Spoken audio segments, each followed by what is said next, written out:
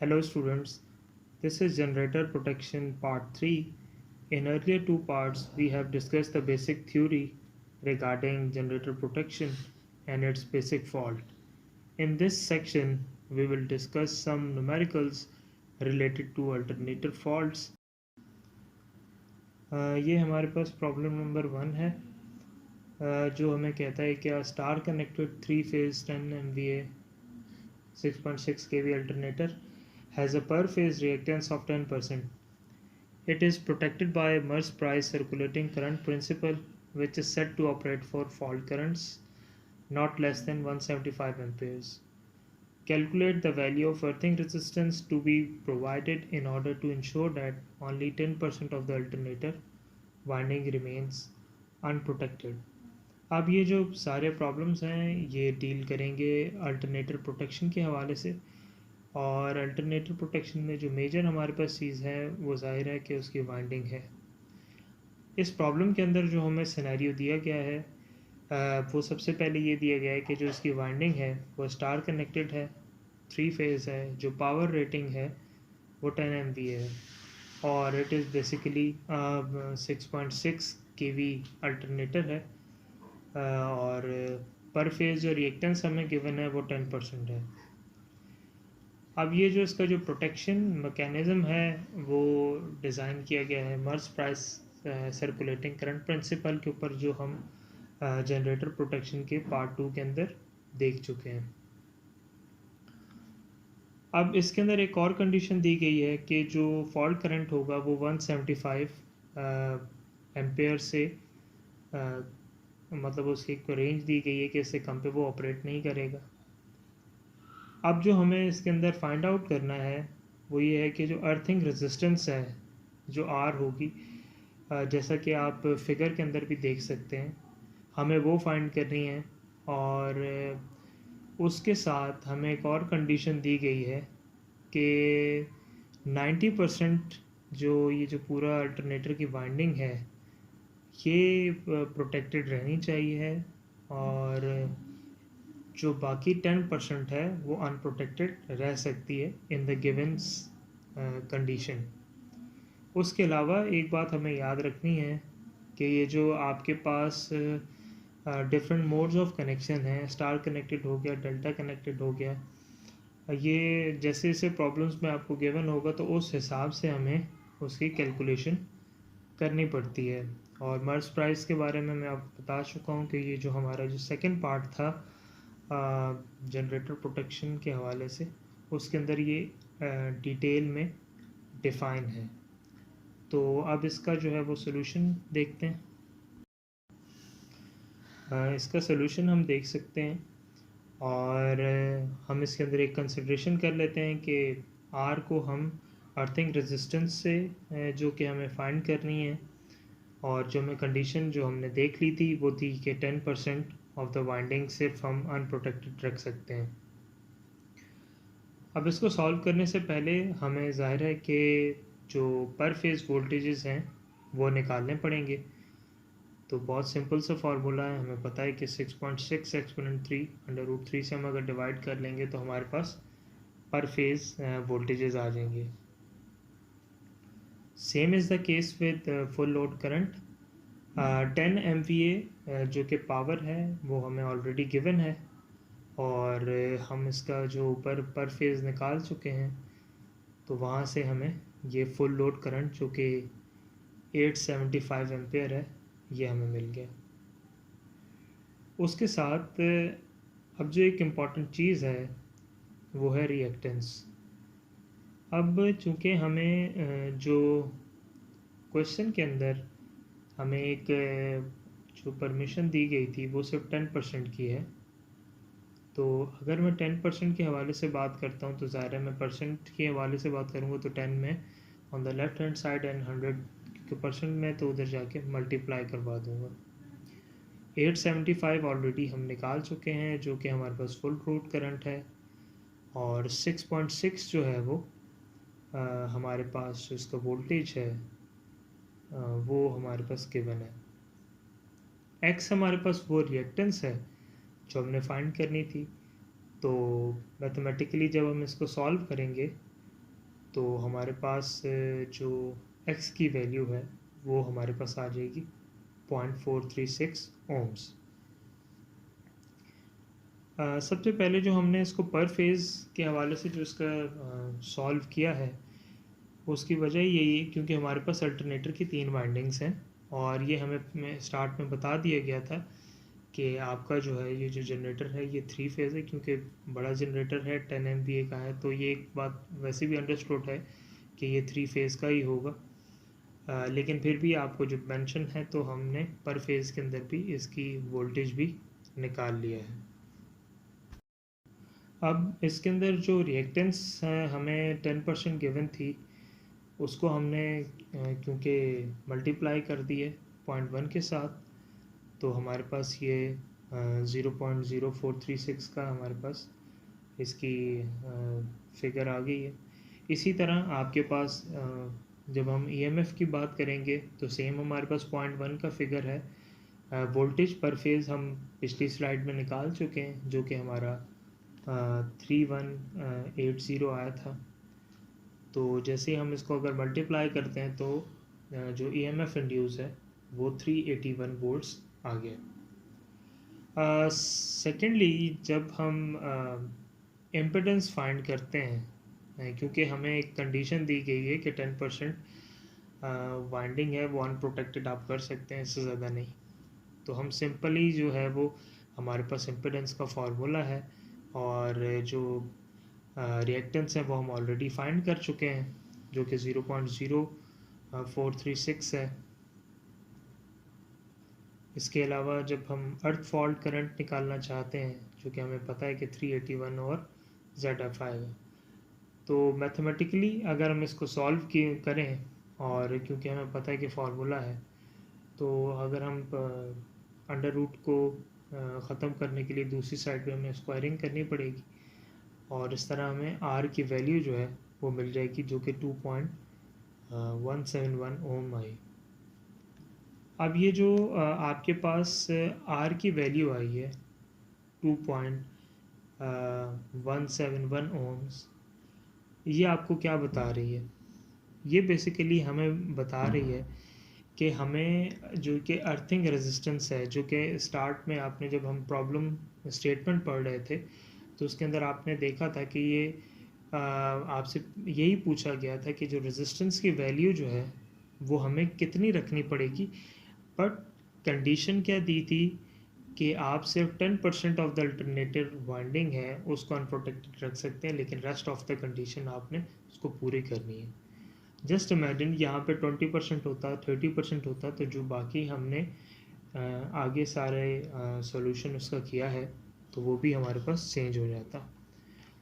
तो एक क्वेश्चन जो कंप्लीट प्रॉब्लम होता है उसकी डिफरेंट रेंजेस होती हैं और उनको किस तरह से सॉल्व किया गया है वो हमें देखना पड़ता है।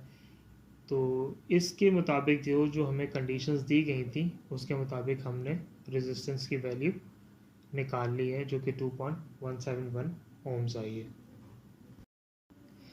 अब ये जो हमारे पास प्रॉब्लम नंबर 2 है इसका स्टेटमेंट हम देख सकते हैं कि स्टेटमेंट में वो कहता है कि a star connected 3 phase 10 MVA 6.6 kV alternator is protected by Merz-Price circulating current principle using 1000 into 5 ampere CT. The star point of the alternator is earth through a resistance of 7.5 ohms. If the minimum operating current for the relay is 0.5 ampere, calculate the percentage of each phase of the stator winding which is unprotected against earth faults when the machine is operating at normal voltage.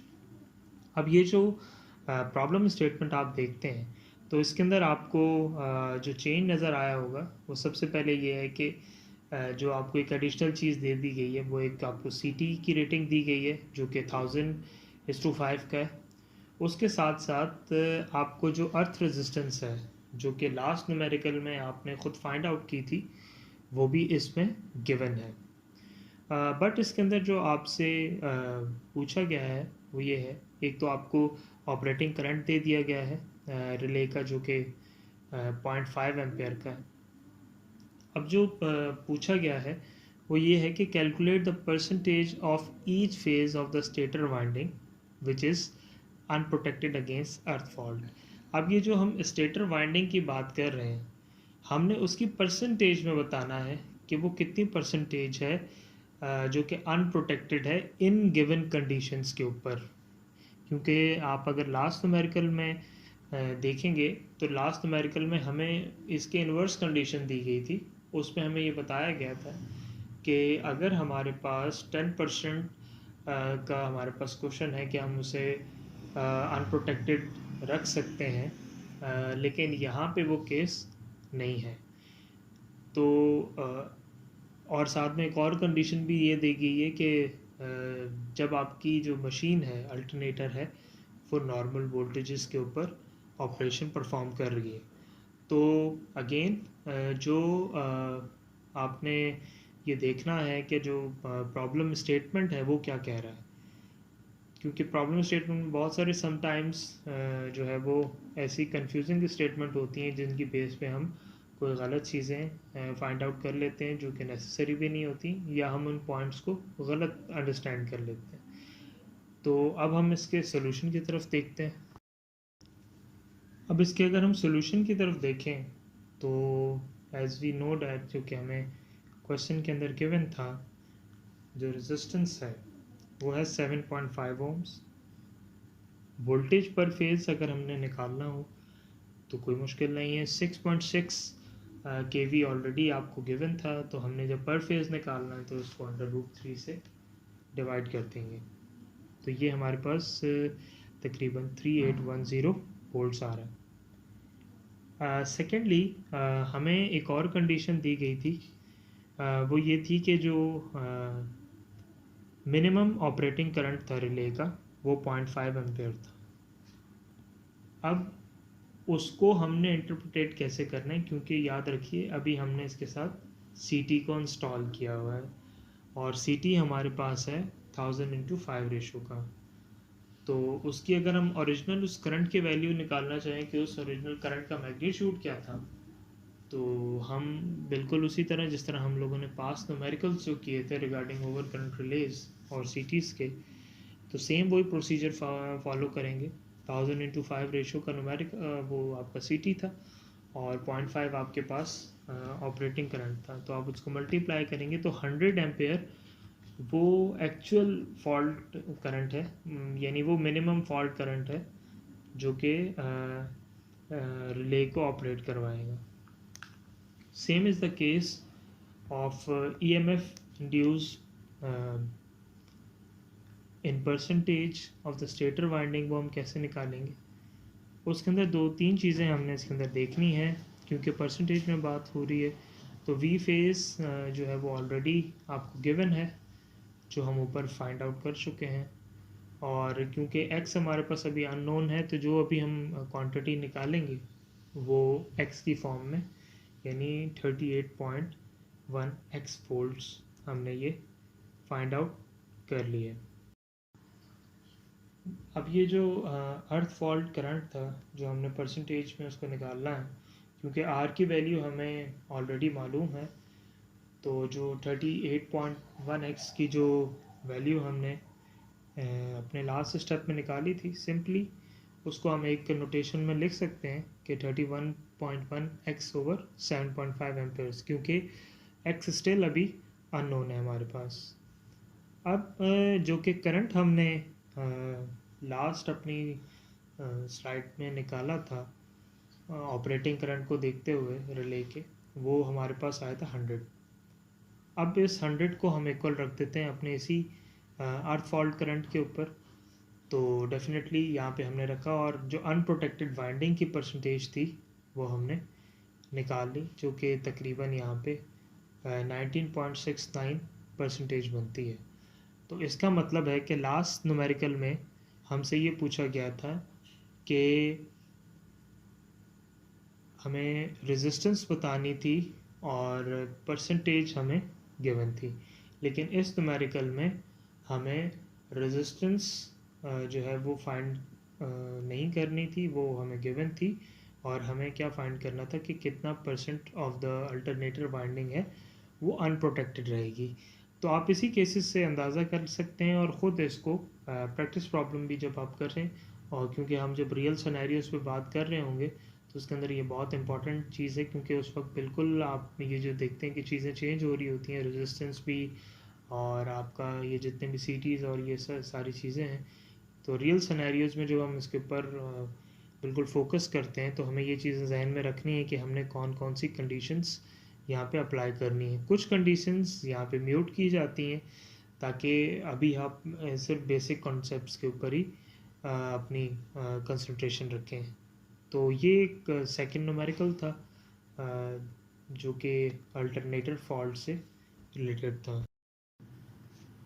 This is problem number 3 जो कि कह रहा है कि a 10 MVA 6.6 kV 3-phase star connected alternator is protected by Merz price circulating current system. If the ratio of the current transformer is 1000:5, the minimum operating current for the relay is 0.75 ampere and the neutral point earthing resistance is 6 ohms. Calculate दो points पूछे हैं। First है the percentage of the stator winding which is unprotected against earth faults when the machine is operating at normal voltage. Second है the minimum resistance to provide protection for 90% of the stator winding. यहाँ पे जो condition दी गई है question के अंदर वो थोड़ी सी कह लें कि मिक्स है, जो कि आपके न्यूमेरिकल 1 से भी है और न्यूमेरिकल 2 से भी। मतलब जो आप जनरेटर की अगर कंडीशन देखते हैं तो वो सेम है जो कि हम ऑलरेडी देखते आ रहे हैं। जो आपके पास ऑपरेटिंग करंट है वो आपको चेंज किया गया है, और इसके अलावा जो न्यूट्रल अर्थिंग रेजिस्टेंस है। अब इसके अलावा जब हम यहाँ पे इसकी परसेंटेज हमें फाइंड आउट क्या करना है वो दो पॉइंट्स में बताया गया है। एक तो हमने ये फाइंड आउट करना है कि इस गिवन कंडीशन में हमें वो स्टेटर वाइंडिंग का कितना पार्ट जो है वो अनप्रोटेक्टेड रहेगा, और सेकंड कंडीशन में हमें ये बताना है कि वो मिनिमम रेजिस्टेंस कौन सी होगी जिसके अंदर 90% ऑफ द स्टेटर वाइंडिंग जो है वो प्रोटेक्टेड रहेगी। अब यहाँ पे ज़रा सी ये बात हमें गौर करनी है कि इस न्यूमेरिकल के अंदर आपसे दो चीज़ें एक ही कंडीशन के अंदर पूछ ली गई हैं। तो इसको अब देखते हैं कि हमने कैसे सॉल्व करना है। अब इसके सोल्यूशन को अगर हम देखते हैं तो हमें जो पहले चीज़ें गिवन थी उनको फिगर आउट करते हैं। रेजिस्टेंस हमें जो अर्थिंग रेजिस्टेंस है वो गिवन थी 6 ओम्स की। इसी तरह जो वोल्टेज था वो पर फेज़ हम इसको निकाल लेंगे 6.6 एक्सपोनेंट 3 ओवर अंडर रूट 3, तो ये हमारे पास 3810 वोल्ट्स आते हैं। इसके अलावा क्योंकि हमारे पास जो CT का हमारे पास गिवन था 1000:5 का, और जो रिले का ऑपरेटिंग करंट था वो 0.75 था, तो हमें जो एक्चुअल फॉल्ट करंट है वो निकालना ज़रूरी है। तो इस कंडीशन पे जो हमारा फॉल्ट करंट है वो 150 एम्पेयर है, क्योंकि CT ऑलरेडी हमारे पास 1000:5 का, और हम ये जानते हैं कि CT के जो इंस्टॉलेशन की जो वजह है वो यही है कि वो सिर्फ मेजरिंग पर्पस के लिए होता है, और यहाँ वो आप देख रहे हैं कि मेजरमेंट का ही काम कर रहा है। इसके अलावा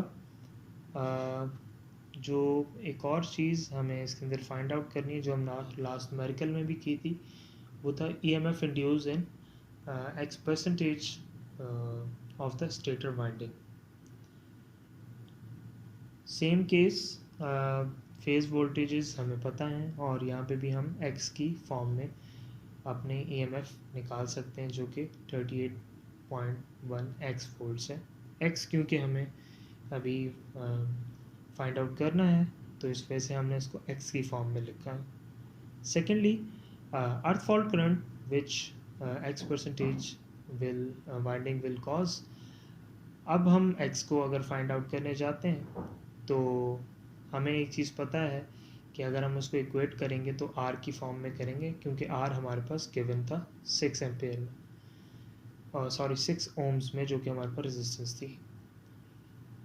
सेम इज़ द केस, हम करंट जो है वो मिनिमम फॉल्ट करंट निकाल चुके हैं, जो कि 150 था, क्योंकि हमें ये अंदाज़ा था और ये गिवन है आपके पास कि 0.75 जो रिले का ऑपरेटिंग करंट था, तो वहाँ से हमने उसकी एक्चुअल वैल्यू निकाली थी जो कि 150 एम्पेयर्स बनी थी।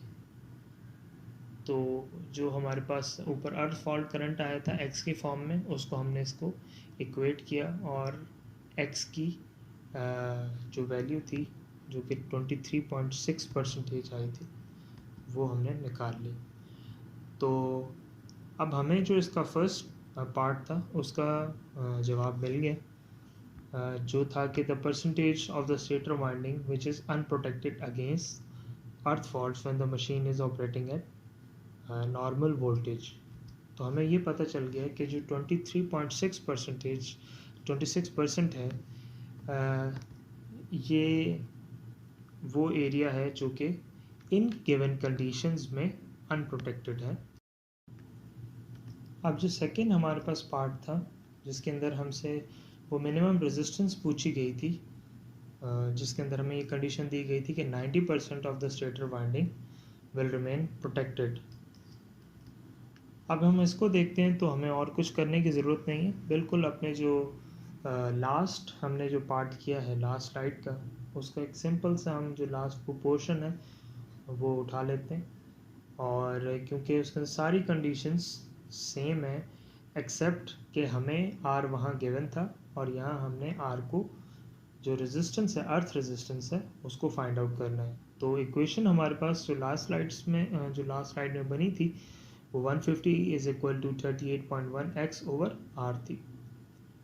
अब R क्योंकि हमने इस कंडीशन में फाइंड करना है और ये जो x है ये 10% है, क्योंकि ये जो 10% है ये वो पोर्शन है जो कि अनप्रोटेक्टेड रहेगा, बाकी 90% ऑफ द प्रोटेक्शन जो है वो हमने प्रोवाइड करनी है। अब थोड़ा सा इसको एनालाइज कीजिए और ये देखिए कि जो 90% आपको गिवन है, अगर ये चेंज होती है, फॉर एग्जांपल मैं यहाँ पे बात करता हूँ कि जो 60% ऑफ द स्टेटर वाइंडिंग है वो प्रोटेक्टेड रहनी चाहिए, तो अल्टीमेटली कि जो 40% जो होगी वो आपकी वो वाइंडिंग होगी जो अनप्रोटेक्टेड होगी, और उसके अंदर जब आप ये निकाल के पैरामीटर्स डालेंगे तो डेफिनेटली जो आपकी रेजिस्टेंस जो कि अर्थ रेजिस्टेंस है उसकी वैल्यू चेंज आएगी। यहाँ पे अगर हम देखते हैं और 150 is equal to 38.1 x over R क्योंकि हमें अर्थ रेजिस्टेंस है फाइंड आउट करनी है, और 10% हमें वो पोर्शन है जो अनप्रोटेक्टेड है, तो इस केस में हमने अपनी तमाम वैल्यूज़ इसके अंदर डाली और जो R आपके पास यानी अर्थ रेजिस्टेंस आई है वो के 2.54 ओम्स आई है। तो इसी तरह ये आपके न्यूमेरिकल के दोनों पार्ट्स सॉल्व हो गए। एक के अंदर हमने x की वैल्यू निकाली थी और दूसरे के अंदर हमने अर्थ रेजिस्टेंस की वैल्यू फाइंड आउट की थी। प्रॉब्लम नंबर 4 है, इसको देखते हैं। A star connected 3 phase 10 MVA 6.6 kV alternator is protected by circulating current protection, the star point being earth via a resistance R. Estimate the value of earth resistor if 85% of the winding is protected against the earth faults. Assume an earth fault setting of 20%. Neglect the impedance of the alternator winding. अब ये जो numerical है इसके अंदर हमें यहाँ पे given conditions हैं, जनरेटर की पहले आपको दी गई हैं कि वो स्टार कनेक्टेड मोड में है, उसके अलावा उसकी जो पावर रेटिंग है वो 10 MVA और 6.6 kV वोल्टेजेस की है, और यहाँ पे क्योंकि उसके अंदर प्रोटेक्शन स्कीम वही है जो कि हमें जो लास्ट न्यूमेरिकल में भी गिवन थी। एक कंडीशन यहाँ पे हमें दी गई है कि हमें जो है वो अर्थ रेजिस्टर की जो है वो वैल्यू एस्टिमेट करनी है, प्रोवाइडेड डैट कि 85% ऑफ द स्टेटर वाइंडिंग है वो प्रोटेक्टेड रहे अगेंस्ट अर्थ फॉल्ट। यानी अगर मैं ये कह सकता हूँ कि 85% of the stator winding protected है, तो 15% वो वैल्यू है जो कि अनप्रोटेक्टेड रहेगी। इसके अलावा एक और एडिशनल चीज़ इसके अंदर गिवन है, वो है अर्थ फॉल्ट सेटिंग है जो कि 20% है। प्लस एक कंडीशन इसके अंदर गिवन है कि जो हम पिछले तीनों प्रॉब्लम्स में देखते आए हैं, वो ये थी कि हम अल्टरनेटर की जो इम्पिडेंस है वो रख रहे थे और यहाँ पे हमने उसको नहीं रखी।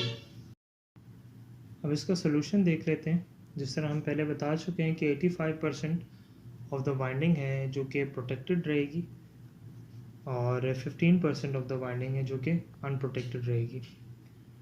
अगर हम फुल लोड करंट की बात करें तो क्योंकि पावर हमारे पास पावर रेटिंग अल्टरनेटर की गिवन है जो कि 10 MVA है और 6.6 kV जो है वो उसकी वोल्टेज रेटिंग है, तो ऐसे केस में हम फुल लोड करंट निकाल सकते हैं जो कि 876 एम्पेयर आएगा।